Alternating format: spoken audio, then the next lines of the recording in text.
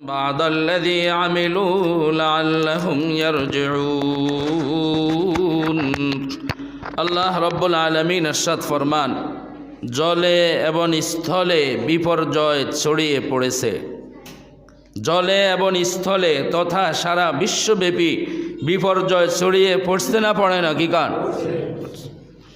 রব্বুল আলামিন কোরআনে করিমের মধ্যেই এর কারণ বলে দিয়েছেন। এর কারণ রব্বুল আলামিন কোরআনে করিমের মধ্যে বলে দিয়েছেন, যহারাল ফাসাদু ফিল বাররি ওয়াল বাহরি বিমা কাসাবাত আইদিন নাস। জলস্থলে তথা সারা বিশ্বব্যাপী বিপর্যয় ছড়িয়ে পড়েছে মানুষের কুকর্মের কারণে, আমাদের কুকর্মের কারণে, আমাদের নাফরমানির কারণে, আমাদের গুনাহের কারণে। এই বিপর্যয় এগুলি আমাদের হাতের কামাই, আমাদের হাতের কামাই। তাফসীর রূহুল মাআনিতে এই বিপর্যয়ের ফাসাদের ব্যাখ্যায় লেখা হয়েছে, বিপর্যয় বলতে আপনার দুর্ভিক্ষ, মহামারী, দুর্ভিক্ষ, মহামারী, অগ্নিদগ্ধ হওয়া, পানিতে নিমজ্জিত হওয়া, উপকারী বস্তু উপকারে না আসা, সবগুলি বিপর্যয়ের অন্তর্ভুক্ত। তাহলে আজকে যে মহামারী করোনা 2019 থেকে শুরু হয়েছে, এখন নতুন করে আবার আরেকটার নামকরণ করা হয়েছে ওমিক্রন। যা কিছুই বলেন, এই বিপর্যয় এগুলি, এই যে মহামারী, আযাব ও গজব, দুরারোগ্য রোগ, এগুলি আমাদের কর্মের ফসল, এগুলি আমাদের হাতের কামাই।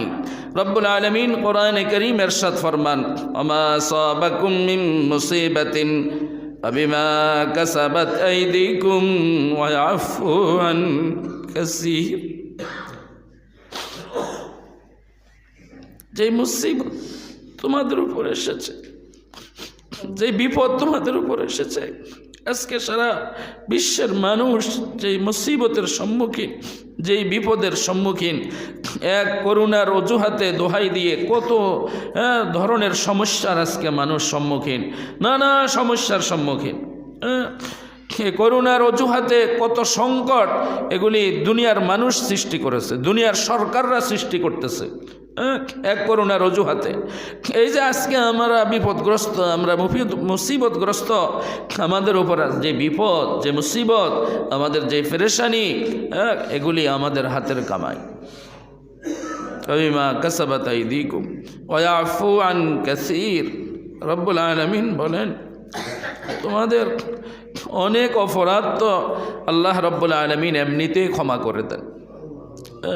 সব অপরাধের যদি রব্বুল আলামিন শাস্তি দিতেন, আমরা যত অপরাধে লিপ্ত, যত প্রকার অন্যায় আমরা লিপ্ত, রব্বুল আলামিনের নাফরমানিতে লিপ্ত, মুফাসসিরিন একরাম লিখেন যে রব্বুল আলামিন যদি সব গুনাহের শাস্তি দিতেন আমাদেরকে, তাহলে এই পৃথিবী বসবাসের উপযোগী থাকতো না, এই পৃথিবীতে একজন মানুষও জীবিত থাকতো না, এই পৃথিবীর জমিন তামা হয়ে যেত যদি রব্বুল আলামিন আমাদের সকল নাফরমানির শাস্তি দিতেন। আল্লাহ তাআলা তো কিছু অপরাধ আল্লাহ এমনিতেই মাফ করে দেন, আল্লাহর নিজ গুণে আল্লাহ তাআলা ক্ষমা করে দেন। ওয়া ইয়াফু আন কাসীর। রব্বুল আলামিন বলেন, লিউযীকাহুম বা'দাল্লাযী আমিলু লাআল্লাহুম ইয়ারজিউন। এই আয়াতে কারিমাতে আল্লাহ রব্বুল আলামিন বলেন যে আমি যে তোমাদেরকে নাফরমানির কারণে শাস্তি দিই, সেটা তোমাদের কিছু আমলের কিঞ্চিত শাস্তি। সব নাফরমানির শাস্তি দুনিয়াতে দেওয়া হয় না, কিছু নাফরমানি তো আল্লাহ তাআলা এমনি মাফ করে দেন। আর যে সকল নাফরমানির কারণে, অন্যায় অপরাধের কারণে, গুনাহের কারণে রব্বুল আলামিন শাস্তি দিবেন, চূড়ান্ত শাস্তি হবে পরকালে। দুনিয়াতে আল্লাহ রব্বুল আলামিন কিছু কিছু অপরাধের কিঞ্চিত শাস্তি নমুনা স্বরূপ আমাদেরকে দান করেন, আমাদেরকে ভোগান। কেন? লাআল্লাহুম ইয়ারজিউন। মুফাসসিরিন আকরাম লিখেন, আল্লাহ তাআলা যে মাঝে মধ্যে দুনিয়াতে আমাদের অপরাধের কারণে কিছু শাস্তি আমাদেরকে দেন, কিছু বিপদ, কিছু মুসিবত, কিছু ইমতিহান আমাদের সামনে যে আসে, এটাও আল্লাহ তাআলার মেহেরবানি, এটাও আল্লাহ তাআলার মেহেরবানি, আল্লাহ তাআলার দয়া অনুগ্রহ। আল্লাহ আমাদেরকে সতর্ক করেন, কেন আমরা যারা গাফলতির মধ্যে নিমজ্জিত আছি, গাফেল, আমরা উদাসীন, আমাদের যেন গাফলতির ঘুম ভাঙ্গে। লাআল্লাহুম ইয়ারজুউন। রব্বুল আলামিন বলেন, আমি কিছু কিছু অপরাধের শাস্তি দুনিয়াতে এই জন্য দিই যাতে তারা ফিরে আসে। কোন দিকে ফিরে আসার জন্য শাস্তি দেন বলেন? আল্লাহর দিকে ফিরে আসার জন্য। আল্লাহর দিকে কি ফিরে আসার জন্য রব্বুল আলামিন বলেন, ফাফিরু ইলাল্লাহ আই আম্মা সাওয়াল্লাহ। তোমরা আল্লাহর দিকে ছুটো, আল্লাহর দিকে ছুটো। আম্মা সে আল্লাহ, তাম গায়রুল্লাহকে বাদ দিয়ে আল্লাহ ব্যতীত যা কিছু আছে পৃথিবীতে সব কিছুকে পিছনে রেখে এক আল্লাহর দিকে ধাবিত হও, এক আল্লাহর দিকে ছুটো, এক আল্লাহর দিকে অগ্রসর হও। এখন আমরা কি আল্লাহর দিকে অগ্রসর হচ্ছি নাকি দুনিয়ার আসবাবের দিকে ছুটতেছি বলেন? আল্লাহর দিকে ছুটতেছি না দুনিয়ার আসবাবের দিকে ছুটতেছি? আমরা তো আল্লাহর দিকে এখন ছুটতেছি না, দুনিয়ার আসবাবের দিকে ছুটতেছি। এই জন্য আমাদের বাংলাদেশ কওমি মাদ্রাসা শিক্ষা বোর্ড বেফাক এর যিনি আমাদের সভাপতি এবং আল হাইয়াতুল উলিয়া লিল জামিয়াতিল কওমিয়া বাংলাদেশ এই বোর্ডের সভাপতি, যাত্রাবাড়ি মাদ্রাসার শেখুল হাদিস মহাপরিচালক প্রিন্সিপাল মুহিউস সুন্নাহ হযরত মাওলানা মাহমুদুল হাসান সাহেব দামাত বারাকাতুহুম, তিনি সরকারের প্রতি আহ্বান করেছেন, এই দাবি জানিয়েছেন যে আপনারা এই করোনা থেকে বাঁচার জন্য, এই মহামারী থেকে বাঁচার জন্য চিকিৎসা বিজ্ঞানীদের পরামর্শ নিতেছেন, বিশেষজ্ঞদের পরামর্শ নিতেছেন, সেই পরামর্শ মোতাবেক সেগুলিকে বাস্তবায়নের নির্দেশনা জারি করতেছেন। আপনারা দুনিয়ার বিশেষজ্ঞ, দুনিয়ার বিশেষজ্ঞদের যেমন পরামর্শ নিতেছেন, পরামর্শ গ্রহণ করতেছেন, তাদের এই পরামর্শের সাথে কোরআন সুন্নাহর বিশেষজ্ঞদেরকেও রাখা উচিত, কোরআন সুন্নাহর বিশেষজ্ঞদেরও পরামর্শ নেওয়া উচিত। কি বলেন আপনারা? নেওয়া দরকার কি দরকার না সরকারের?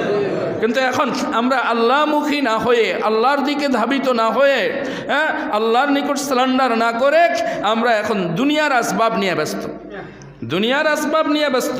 বিপদ নাজিল করছেন কে বলেন? আল্লাহ। কেন?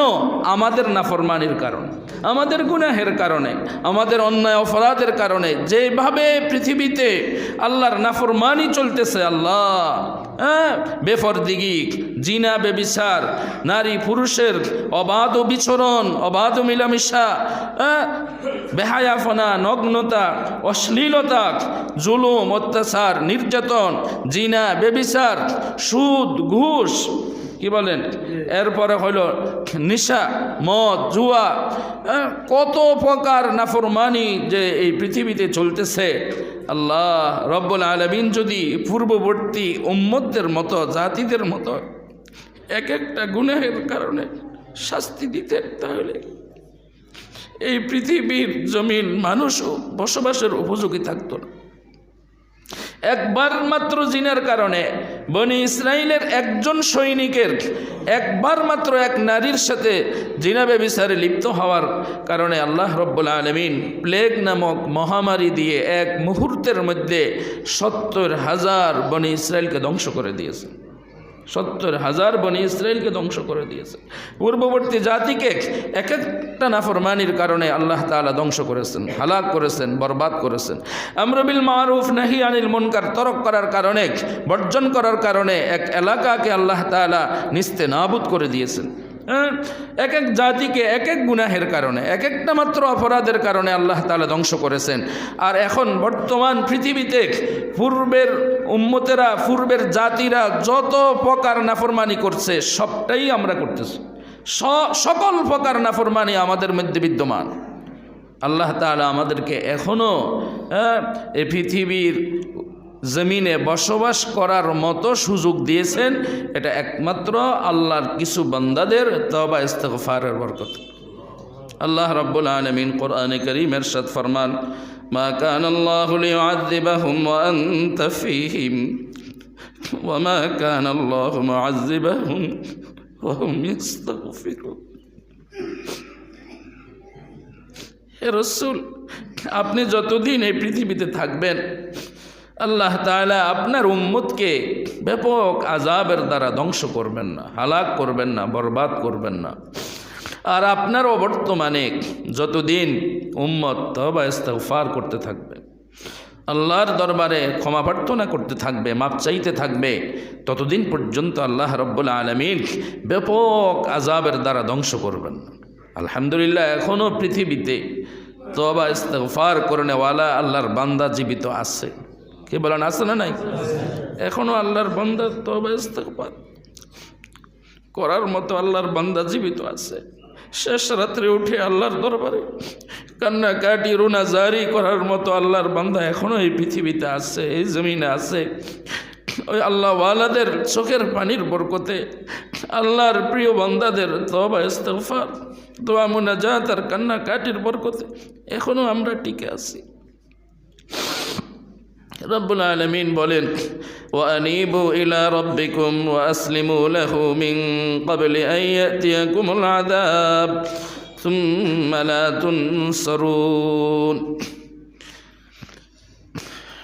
তোমাদের উপর আযাব এসে যাওয়ার আগে আগে তোমরা আল্লাহর দিকে ধাবিত হও, আল্লাহর দরবারে সারেন্ডার করো, তওবা ইস্তিগফার করো, দোয়া মুনাজাত কান্নাকাটি করতে থাকো, আল্লাহর দিকে ধাবিত হও, আল্লাহর দিকে ছুটো, আল্লাহর দিকে রুজু করো। তাহলে আল্লাহ তাআলা আযাব থেকে তোমাদেরকে রক্ষা করবে। আর যদি তোমরা গাফেল থাকো, উদাসীন থাকো, বেখবর থাকো, আর আযাব এসেই যায়, তখন আর সাহায্য করা হবে না। সুতরাং আযাব আমাদেরকে গ্রাস করার আগে আগে আমাদের সকলকে আল্লাহর দিকে ধাবিত হওয়া উচিত, আল্লাহর দিকে রুজু করা উচিত। রব্বুল আলামিন বলেন, ওয়াতুবু ইলাল্লাহি জামিআন আইয়ুহাল মুমিনুনা লাআল্লাকুম তুফলিহুন। হে ইমানদারগণ, হে মুমিনগণ, তোমরা সকলেই আল্লাহর নিকট তওবা করো। সকলকে তওবা করার জন্য বলা হয়েছে। অপরাধী তো আমরা সকলেই, কি বলেন, কম বেশি অপরাধী আমরা সকলেই। এজন্য পুরা জাতির জন্য উচিত আল্লাহর দিকে ধাবিত হওয়া, আল্লাহর দিকে রুজু হওয়া, আল্লাহর দরবারে সারেন্ডার করা, আল্লাহর নিকট তওবা ইস্তিগফার করা। ওয়াতুবু ইলাল্লাহি জামিআ, তোমরা সকলেই আল্লাহর নিকট তওবা করো, লাআল্লাকুম তুফলিহুন। রব্বুল আলামিন বলেন, তাহলে অবশ্যই তোমরা সফল কাম হবে। আল্লাহর নিকট তওবা করলে, মাপ চাইলে, ক্ষমা চাইলে অবশ্যই তোমরা সফল কাম হবে, অবশ্যই তোমরা কামিয়াব। রব্বুল আলামিন কোরআনে কারীমে তওবা ইস্তিগফারের কথা জায়গায় জায়গায় বলেছেন, অসংখ্য জায়গায় আল্লাহ তাআলা তওবা ইস্তিগফারের কথা বলেছেন। ওয়া হুয়াল্লাযী ইয়াকবালুত তাওবাতা আন ইবাদিহি ওয়া ইয়াফু আনিস সাইয়্যাত। আল্লাহু আকবার। রব্বুল আলামিন তার বিশেষ বৈশিষ্ট্যের কথা কোরআনে কারীমের মধ্যে ইরশাদ ফরমান, ওয়া হুয়াল্লাযী ইয়াকবালুত তাওবাতা আন ইবাদিক। আরে তিনি তো সেই আল্লাহ। আল্লাহু আকবার। আল্লাহ তাআলার এক বয়ানের কাইফিয়ত কত আজিম ও শান। তিনি তো সে আল্লাহ যিনি তার বন্দার তওবা কবুল করেন। সুবহানাল্লাহ। ওয়া ইয়াফু আনিস সাইয়্যাত, এবং তাদের গুনাহ মাফ করে দেন। আল্লাহু আকবার। রব্বুল আলামিন বলেন, আফালা ইয়াতুবুনা ইলাল্লাহি ওয়া ইস্তাগফিরুনা। আরে তারা কি আল্লাহর নিকট তওবা করবে না, ক্ষমা প্রার্থনা করবে না? রব্বুল আলামিন কতভাবে যে বান্দাকে উৎসাহিত করেছেন, উদ্বুদ্ধ করেছেন। আফালা ইয়াতুবুনা ইলাল্লাহি ওয়া ইস্তাগফিরুনা, তারা কি আল্লাহর নিকট তওবা করবে না, হ্যাঁ, ইস্তিগফার করবে না, ক্ষমা প্রার্থনা করবে না? রব্বুল আলামিন বলেন, আলাম ইয়ালামু আন্নাল্লাহা হুয়া ইয়াকবালুত তাওবাতা আন ইবাদিহি। আরে তারা কি জানে না? দেখেন আল্লাহ তাআলার বয়ান, আল্লাহ তাআলার উপস্থাপনা কত আজীব আন্দাজের। আল্লাহু আকবার। রব্বুল আলামিন বলেন, আমার বান্দারা কি জানে না? তারা কি জানে না? আলাম ইয়ালামু আন্নাল্লাহা হুয়া ইয়াকবালুত তাওবাতা আন ইবাদিহি, যে আল্লাহ তাআলা অবশ্যই তার বান্দার তওবা কবুল করেন। সুবহানাল্লাহ। কতভাবে রব্বুল আলামিন বলতেছেন যে আমার বান্দারা কি এটা জানে না? জানে না। তারা জানলে দেরি করে কেন? কি বলেন? আল্লাহ তাআলার এই কথা বলার উদ্দেশ্য তো এটাই। আমার বান্দারা যদি এই কথা জেনে থাকে যে হ্যাঁ আমি আল্লাহ তওবা কবুলকারী, আমি সীমাহীন ক্ষমাওয়ালা, আমি মাওলা সীমাহীন দয়ামায়াওয়ালা, তাইলে আমার বান্দারা তওবা করতে দেরি করছে কেন? তারা তওবাটা করতে দেরি কেন করতেছে? অপেক্ষা কেন করতেছে? আল্লাহু আকবার। আল্লাহ রসুলের মাধ্যমে ঘোষণা করাইছেন, নাব্বি ইবাদি আন্নী আনাল গফুরুর রহিম। হে রসুল, আপনি আমার বান্দাদের কাছে সংবাদ পৌঁছিয়ে দেন, আমার বান্দাদেরকে জানাইয়া দেন আন্নী আনাল গফুরুর রহিম, নিশ্চয়ই আমি আল্লাহ সীমাহীন ক্ষমাওয়ালা, সীমাহীন দয়াময়াওয়ালা। আল্লাহু আকবার। রব্বুল আলামিনের শাহী ঘোষণা আবার তিনি ঘোষণা করাইতেছেন প্রিয় নবী মুহাম্মদুর রাসূলুল্লাহ সাল্লাল্লাহু আলাইহি ওয়াসাল্লামের মাধ্যমে। আল্লাহ চান যে আল্লাহর বান্দা আল্লাহর দিকে ফিরে আসুক। আল্লাহ তাআলা এই করোনা ভাইরাস ওমিক্রনের মতো মাঝে মধ্যে কিছু নমুনা শাস্তির, দুনিয়াতেই শাস্তির কিছু নমুনা, আযাবের কিছু নমুনা প্রেরণ করেন, এটা আমাদেরকে সতর্ক করার জন্য, আমাদেরকে আল্লাহর দিকে ফিরে নেওয়ার জন্য। লাআল্লাহুম ইয়ারজিউন।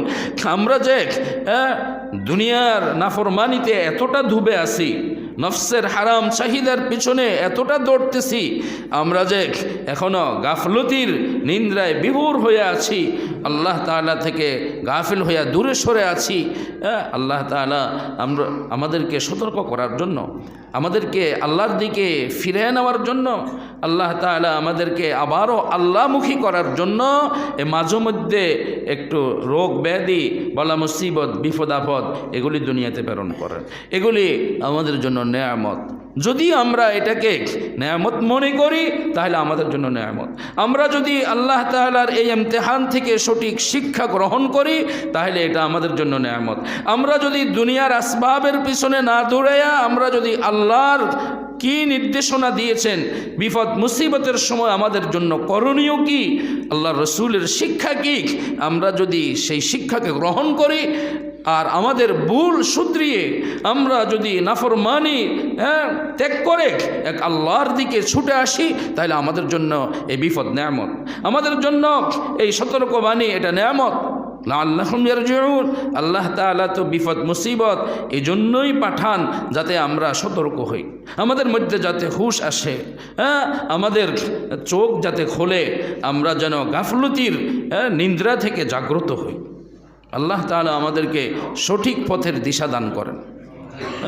আমাদের এই মুহূর্তে সারা বিশ্বের মুসলমানদের ঈমানওয়ালাদের উচিত আল্লাহর দিকে ধাবিত হওয়া, আল্লাহর দিকে রুজু হওয়া, আল্লাহর নিকট সারেন্ডার করা। আমরা যে যে অপরাধে লিপ্ত সেই অপরাধ থেকে ফিরে আসা, সেই অপরাধের জগৎ থেকে বের হয়ে আসা, অপরাধকে বর্জন করা। ও আমার প্রিয় ভাইরা, যে সকল অপরাধীদের কারণে পৃথিবীতে আযাব আসে, তাফসীরের কিতাবে মুফাসসিরিন আকরাম লিখেন যে তারা কত কঠিন শাস্তির সম্মুখীন হবেন কাল কিয়ামতের ময়দানে। তাদের বিরুদ্ধে সারা পৃথিবীর আল্লাহর যত মাখলুক আছে, যত মাখলুক এই আযাবের কারণে কষ্ট পেয়েছে, সকলেই তার বিরুদ্ধে অভিযোগ করবে খোদার আদালত। যে সকল নাফরমানদের নাফরমানির কারণে দুনিয়াতে আযাব আসে, দুনিয়াতে মুসিবত আসে, বিপদ আসে, ওই বিপদের কারণে আল্লাহর যত প্রকার মাখলুক কষ্ট পায় সকলেই তার বিরুদ্ধে অভিযোগ করবে। তাইলে ওই লোক কত বড় অপরাধী সাব্যস্ত হবে, কত বড় অপরাধী সাব্যস্ত হবে, কত বড় জালেম বলে প্রমাণিত হবে। সারা পৃথিবীর মাখলুক তার বিরুদ্ধে আল্লাহর দরবারে মামলা দায়ের করবে। আল্লাহ তাআলা আমাদেরকে বুঝ দেন, আমরা যেন অপরাধ থেকে ফিরে আসতে পারি, অপরাধের জগৎ থেকে বের হয়ে আসতে পারি। আমরা যে গুনাহের কারণে লানতের মধ্যে ডুবা আছি, সেই লানত থেকে যেন আমরা নাজাত আর মুক্তি পেতে পারি। আল্লাহ তাআলা আমাদেরকে বারবার সতর্ক করেছেন, আমাদেরকে আল্লাহ তাআলা উৎসাহিত করেছেন, আমাদেরকে আল্লাহ তাআলা আল্লাহর দিকে রুজু হওয়ার জন্য ধাবিত করেছেন। আমাদেরকে আল্লাহ তাআলার পক্ষ থেকে বারবার এই আশার বাণী শোনানো হয়েছে। আল্লাহ তাআলা বলেন, কুল ইয়া ইবাদিয়াল্লাযীনা আসরাফু আলা আনফুসিহিম লা তাকনাতু মির রাহমাতিল্লাহ। হে রাসূল, আপনি ঘোষণা করে দেন, আপনি এলান করে দেন আমার পক্ষ থেকে, ইয়া ইবাদিয়াল্লাযীনা আসরাফু। আল্লাহর ঘোষণাটা আল্লাহ রাব্বুল আলামিন রাসূলের মাধ্যমে আমাদেরকে জানিয়ে দিয়েছেন। আল্লাহ বলেন, হে আমার ওই সকল বান্দারা, আসরাফু আলা আনফুসিহিম, তোমরা যারা নিজের উপর সীমাহীন জুলুম করেছো। আসরাফু আলা আনফুসিহিম এর ব্যাখ্যা হলো যে যারা সীমাহীন অপরাধী, যারা সীমাহীন অপরাধী, অপরাধের মধ্যে যারা ডুবে আছো, তাদেরকেও রব্বুল আলামিন বলতেছেন লা তাকনাতু মির রাহমাতিল্লাহ, হে সীমাহীন অপরাধীরা, অপরাধের জগতে যারা ডুবে আছো তাদেরকে বলতেছি আল্লাহর রহমত থেকে নিরাশ হইও না। সুবহানাল্লাহ, আল্লাহর রহমত থেকে নিরাশ হই। তুমি যত বড় অপরাধী হও না কেন, যত বড় নাফরমান হও না কেন, যত বড় আল্লাহর দুশ্মন হও না কেন, যত বড় পাপিষ্ট হও না কেন, তোমার জন্য আমার দুয়ার খোলা। লা তাকনাতু মির রাহমাতিল্লাহ, আল্লাহর রহমত থেকে নিরাশ হইও না, নিরাশ হইও না। ও আমার প্রিয় ভাইরা, সারা পৃথিবীর মুসলমানদের ঈমানওয়ালাদের এই মুহূর্তে করণীয় হলো আল্লাহর দিকে ধাবিত হওয়া, আল্লাহর দিকে রুজু হওয়া, আল্লাহর দরবারে সারেন্ডার করা, নিজের ভুল ত্রুটির কথা স্বীকার করে লজ্জিত হয়ে অনুতপ্ত হয়ে ভবিষ্যতের আর গুনাহে লিপ্ত না হওয়ার ওয়াদা করে আল্লাহর দিকে ফিরে আসা, আল্লাহর নিকট তওবা ইস্তিগফার করা, আল্লাহর দরবারে দোয়া মুনাজাত কান্নাকাটি করতে থাকা। আল্লাহ রাসূল সাল্লাল্লাহু আলাইহি ওয়াসাল্লাম বলেন, কুল্লু বনি আদমা খাত্তাউন ওয়া খায়রুল খাত্তাইনা আত-তাওয়াবুন, প্রত্যেক আদমের সন্তানই গুনাহগার, কম বেশি গুনাহ সকলেরই আছে, কিন্তু আল্লাহর রাসূল বলেন ওয়া খায়রুল খাত্তাইনা আত-তাওয়াবুন, এই গুনাহগারদের মধ্যে শ্রেষ্ঠ মানুষ হলো তারা যারা আল্লাহর নিকট বেশি বেশি তওবা করে। সুবহানাল্লাহ, সুবহানাল্লাহ। এই গুনাহগারদের মধ্যে, নাফরমানদের মধ্যে, এই অপরাধীদের মধ্যে শ্রেষ্ঠ এদের মধ্যেই ভালো মানুষ, এদের মধ্যেই নেক মানুষ, উত্তম মানুষ, আল্লাহর প্রিয় মানুষ তারা যারা বেশি বেশি তওবা করে। কি বলেন, করবো তো ইনশাআল্লাহ বেশি বেশি তওবা। হযরত রাসূল করিম সাল্লাল্লাহু আলাইহি ওয়াসাল্লাম বলেন, আত-তাইবু মিনাজ যামবি কামাল্লা যামবালা, বান্দা অপরাধ করার পরে, গুনাহ করার পরে যখন আল্লাহর নিকট মাপ চাইবে, তওবা করবে, আল্লাহ রাসূল বলেন এই বান্দা তওবার সাথে সাথে ওই আল্লাহর বান্দার মতো এরকম হয়ে যাবে যেই বান্দা জীবনে কোনো দিন কোনো গুনাহই করে নাই। সুবহানাল্লাহ, কামাল্লা জাম্বালা, যার জিন্দেগিতে কোনো গুনাহ নাই, একদম নিষ্পাপ, পাপ মুক্ত মানুষের মতো এরকম নিষ্পাপ হয়ে যাবে। তওবা এত দামি, তওবা এত দামি, তওবা এত দামি। আল্লাহু আকবার। আল্লাহ তাআলা আমাদেরকে তওবা ইস্তিগফার করার তৌফিক দান করেন, বেশি বেশি তওবা করার, বেশি বেশি ইস্তিগফার করার, বেশি বেশি আল্লাহর নিকট মাপ চাওয়ার আল্লাহ আমাদেরকে তৌফিক দেন। একটা ঘটনা বলে আলোচনা শেষ করতেছি। হযরত আব্দুল্লাহ ইবনে মাসউদ রাদিয়াল্লাহু তাআলা আনহু একবার সাথী সঙ্গীদেরকে নিয়ে রাস্তা দিয়ে যাইতেছিলেন। প্রতিমধ্যে দেখলেন যে এক যুবক বাজনা বাজাইতেছে, বাদ্য বাজাইতেছে, গান গাইতেছে, কণ্ঠ অনেক সুন্দর। তিনি তো দাঁড়ান নেই, যাওয়ার পথেই বলতেছিলেন যে এই লোকের কণ্ঠ এত সুন্দর, এত মধুর, যদি সে কোরআনে কারীমের তেলাওয়াত করত তাহলে সেটা কতই না ভালো হইতো। সুবহানাল্লাহ, কত মজাদার হইতো। কি বলেন, সুন্দর কণ্ঠে কোরআনে কারীমের তেলাওয়াত করলে মজা লাগে না? মজা লাগে। কোরআনে কারীমের তেলাওয়াত যত সুন্দর কণ্ঠে করা হবে, যত সুমধুর কণ্ঠে কোরআনে কারীমের তেলাওয়াত হবে, শুনতে ততই মজা লাগে, ততই কি লাগে? মজা লাগে। তিনি যে এই কথা বলে তো চলে গেছেন, আল্লাহ তাআলার মেহেরবানি ওই যুবকের কানে কোনো একটা আওয়াজ পৌঁছে গেছে। সে তার বাজনা বাজানো বন্ধ করে উপস্থিত যারা কাছে যারা ছিলেন তাদেরকে জিজ্ঞাসা করলেন যে এই মুরব্বী কী জানি কথা বলে গেছিল, কি জানি কথা উনি বলছিলেন, আপনারা শুনছেন?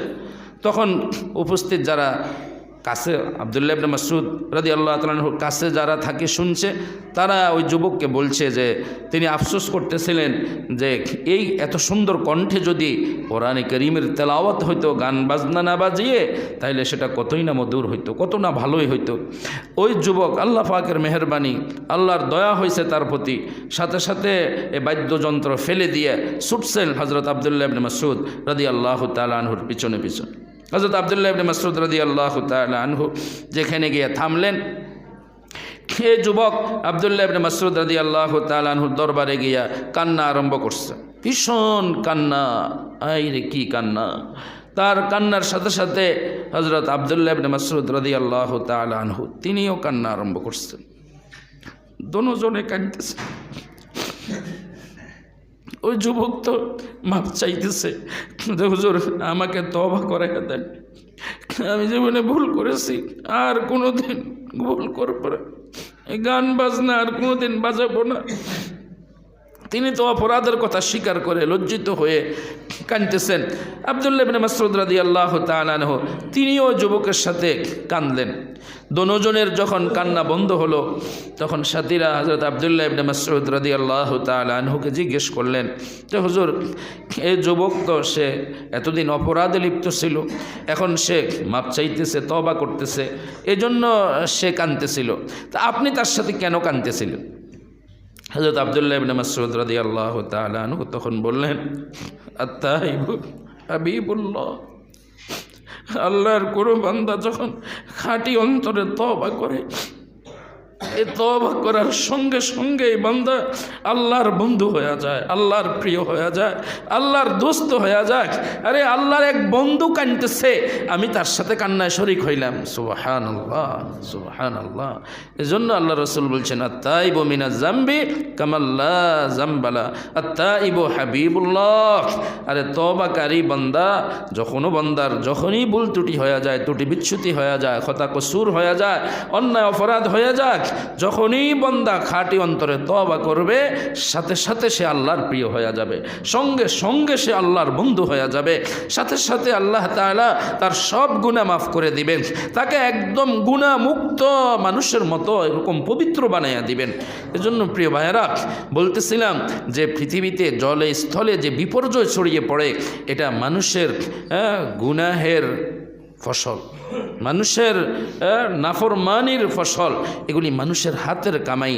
রব্বুল আলামিন নিজেই বলেছেন, এজন্য যখনই দুনিয়াতে কোনো বিপর্যয় আসবে, যখনই কোনো দুর্ভোগ আসবে, যখনই কোনো মহামারী দেখা দিবে, বিপদ আপদ বালা মুসিবত দেখা দিবে, মনে করতে হবে যে এটা আমাদের কর্মফল, এটা আমাদের হাতের কামাই, এটা আমাদের নাফরমানির ফসল। আল্লাহ তাআলা আমাদেরকে সতর্ক করার জন্য, আমাদেরকে আল্লাহমুখী করার জন্য, আমাদেরকে সঠিক পথে ফিরিয়ে আনার জন্য আল্লাহ তাআলার পক্ষ থেকে এটা সতর্কবাণী, এটা সতর্কবাণী, এটাই মনে করতে হবে। মুফাসসিরিন আকরাম এটাই লিখছেন কোরআনে কারীমের আয়াতের তাফসীরে, যাহারাল ফাসাদু ফিল বাররি ওয়াল বাহরি বিমা কাসাবাত আইদিন নাস লিইউযীকাহুম বা'দাল্লাযী আমিলু লাআল্লাহুম ইয়ারজিউন।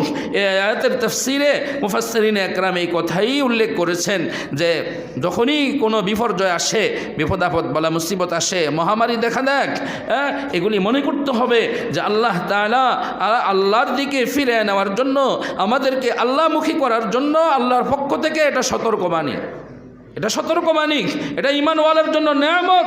যদি আমরা এই সতর্কবাণীর দ্বারা সতর্ক হই, এই সতর্কবাণীর দ্বারা যদি আমরা সতর্ক হই এবং আমরা যদি এটা বুঝতে পারি যে এটা আল্লাহর পক্ষ থেকে, আমার মাওলার পক্ষ থেকে সতর্কবাণী, এটা আমাকে তিনি সতর্ক করতেছেন, আমার ঘুম ভাঙাইতেছেন, আমি যে গাফলতির মধ্যে আছি, আমি যে অলসতার মধ্যে আছি, আমি যে নাফরমানিতে ডুবে আছি, তিনি আমাকে নাফরমানি থেকে বের করে আল্লাহমুখী করতে চান, তিনি আমাকে পবিত্র বানাইতে চান।